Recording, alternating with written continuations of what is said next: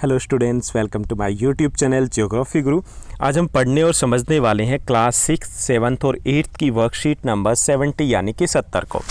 आज की वर्कशीट बेहद आसान है, बहुत ज़्यादा आसान है। आज हम जानेंगे कुछ कीटों के बारे में जो हम अपने आसपास देखते हैं, उनको थोड़ा सा और ज़्यादा पास से समझने की कोशिश करेंगे। तो चलिए शुरुआत करते हैं हम। जैसा कि आप अपनी स्क्रीन के ऊपर देख पा रहे हैं, ये हमारी वर्कशीट कार्यपत्रक, जिसको आप हिंदी में बोलते हो, संख्या 70 यानी 70 है। ये हमारी क्लास 6, 7 और 8 तीनों क्लासेस के लिए कॉमन वर्कशीट है और आज की दिनांक है 24 सितंबर 2023। कीट, इनको हम समझने वाले हैं। कीट जीवों के संसार में अलग अलग प्रकार के कीट या कीड़े होते हैं, जिनको हम ज़्यादातर कीड़ों के नाम से जानते हैं। जैसे तितलियाँ बेहद खूबसूरत होती है जब हम पार्क में जाते हैं, या अगर हम खेतों में जाते हैं, जब आप गाँव जाते हो तो हम देखते हैं। मधुमक्खियाँ बेहद खूबसूरत होती है दिखने में, उतनी खतरनाक होती है अगर हम पास जाएं तो।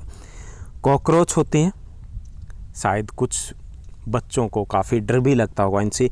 चींटियाँ होती है जो कई तरीके से मदद करती है किसानों की, लेकिन अगर हम चींटियों के पास हों तो शायद कुछ नुकसान भी हो सकते हैं। मक्खी होती है, मच्छर होते हैं जो नुकसानदायक हमें ज़्यादा दिखते हैं, लेकिन उनका भी पर्यावरण में अपना एक योगदान होता है।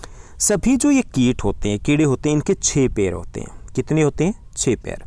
और शरीर के 3 भाग होते हैं, इनके 3 अंग होते हैं। सबसे पहले सिर, उसके बाद वक्ष और उसके बाद पेट, या उसको हम उदर बोल सकते हैं। कितने भाग होंगे उनके शरीर के? 3 भाग होते हैं। सभी कीट जो होते हैं उसमें 2 एंटीने लगे होते हैं।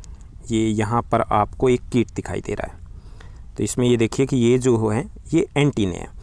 और इनका उपयोग किस प्रकार किया जाता है कि किसी भी प्रकार की गंध है, स्वाद है, उन्हें महसूस करने में करते हैं। यानी कि ये एंटीने हैं, सिग्नल ही देते हैं इनको कि कौन सा सामान कहाँ रखा है और वो कैसा है। कीटों के शरीर के बाहर एक कंकाल होता है जो वाटरप्रूफ होता है। इनके बाहर, शरीर के बाहर एक कंकाल होता है जिसको हम जो वाटरप्रूफ होता है, इसे बाह्य कंकाल भी कहा जाता है। ये सुरक्षा के लिए होता है। कुछ कीटों के पंख भी होते हैं, इसलिए वे उड़ सकते हैं। जैसे कुछ कीटों के, कौन से के, जो मधुमक्खी, मक्खी की बात की हमने, मच्छर की बात की, तो ये उड़ भी सकते हैं। जिनके पंख नहीं होते वे या तो रेंगते हैं या कूदते हैं, या फिर वो पानी वाले हैं तो वो तैरते हैं। अब कीट का जीवन चक्र की बात करें तो कीट शुरुआत में अंडा विकसित होता है। अंडे के बाद उससे लार्वा बनता है। लार्वे के बाद उससे प्यूपा बनता है और प्यूपा के बाद वो वयस्क होते हैं। यानी कि उसके जीवन चक्र के में 4 इस प्रकार की अवस्थाएं होती है। ओके, तो अब हम कुछ प्रश्नों के उत्तर देने का प्रयास करेंगे। उम्मीद करता हूँ सभी क्वेश्चन आपके ऑलरेडी क्लियर हो चुके होंगे। तो 4 आसान से क्वेश्चन दिए गए हैं। पहला जो क्वेश्चन आपकी स्क्रीन के ऊपर है वो है, किन्हीं 2 कीटों के नाम लिखिए।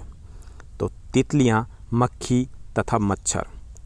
हमने 2 या 3 के नाम लिख दिया, आप उससे ज़्यादा भी लिख सकते हो। दूसरा क्वेश्चन है, कीट के जीवन चक्र में कौन सी 4 अवस्थाएं होती है? तो कीट के जीवन चक्र की 4 अवस्थाएं होती है।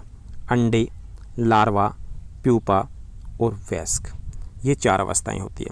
उसके बाद तीसरा जो हमारा क्वेश्चन है वो दिया गया है कि कीट के शरीर के 3 भागों के नाम लिखिए। हमें कीट के शरीर के 3 भागों के नाम लिखने हैं, तो सिर, वक्ष और पेट, ये 3 भाग होते हैं कीट के शरीर के। चौथा क्वेश्चन है, एक कीट की कितनी टांगें होती है? तो एक कीट के 6 टांगें होती है। तो ये थी हमारी आज की आसान सी वर्कशीट। अब आपके लिए एक आसान सा क्वेश्चन भी है। आपको ये बताना है कि इन कीटों से एक महत्वपूर्ण पदार्थ भी प्राप्त होता है, इनमें से किसी एक कीट से, जो कि वर्षों तक खराब नहीं होता, दवा के रूप में भी प्रयोग में लाया जाता है और लगभग के घरों में होता भी है। तो वो कौन सा ऐसा पदार्थ है जो इन्हीं कीटों से प्राप्त होता है, इनमें से किसी एक कीट से? तो उसका उत्तर मुझे कमेंट बॉक्स में कमेंट करके देना है।